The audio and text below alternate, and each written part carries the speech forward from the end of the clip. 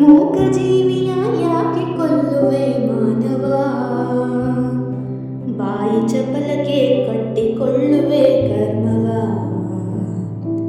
ಮೂಕ ಜೀವಿಯ ಯಾಕೆ ಕೊಲ್ಲುವೆ ಮಾನವ, ಬಾಯಿ ಚಪಲಕ್ಕೆ ಕಟ್ಟಿಕೊಳ್ಳುವೆ ಕರ್ಮವ.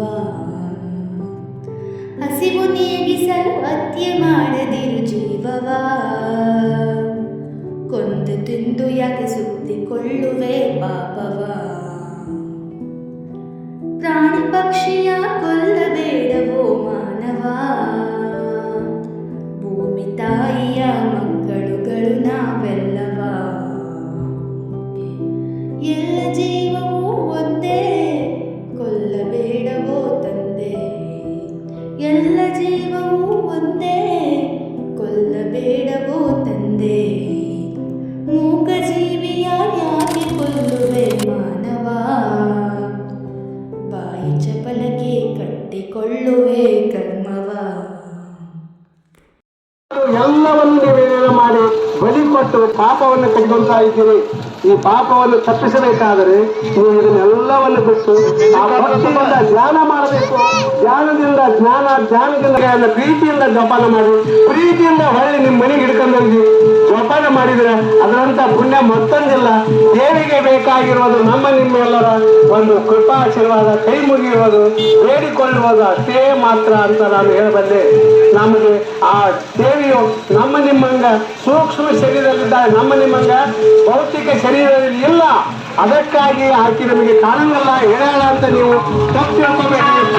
ಸೂಕ್ಷ್ಮ ಶರೀರವಾಗಿ ಎಲ್ಲ ಪ್ರಕೃತಿ ಮಾಡ್ತಿದ್ದೀವಿ.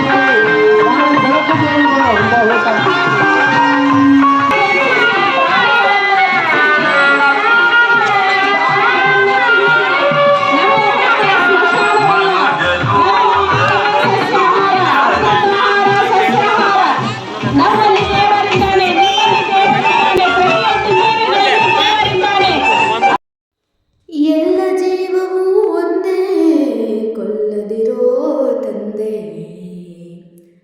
ಬುದ್ಧ ಹೇಳಿದ್ದು ಹಿಂಸೆ ಬೇಡವೋ, ಪತ್ರಿಜಿ ಹೇಳಿದ್ದು ಮಾಂಸ ಬೇಡವೋ. ಬುದ್ಧ ಹೇಳಿದ್ದು ಹಿಂಸೆ ಬೇಡವೋ, ಪತ್ರಿಜಿ ಹೇಳಿದ್ದು ಮಾಂಸ ಬೇಡವೋ. ಎಲ್ಲ ಜೀವವೂ ಒಂದೇ, ಕೊಲ್ಲದಿರೋ ತಂದೆ. ಮೂಕ ಜೀವಿಯ ಯಾಕೆ ಕೊಲ್ಲುವೆ ಮಾನವ, ಬಾಯಿ ಚಪಲಕ್ಕೆ ಕಟ್ಟಿಕೊಳ್ಳುವೆ ಕರ್ಮವ. ಮೂಕ ಜೀವಿಯ ಯಾಕೆ ಕೊಲ್ಲುವೆ ಮಾನವ, ಬಾಯಿ ಚಪಲಕ್ಕೆ ಕಟ್ಟಿಕೊಳ್ಳುವೆ ಕರ್ಮವ. ಎಲ್ಲ ಜೀವವೂ ಒಂದೇ, ಕೊಲ್ಲದಿರೋ ತಂದೆ. ಎಲ್ಲ ಜೀವವೂ ಒಂದೇ, ಕೊಲ್ಲದಿರೋ ತಂದೆ.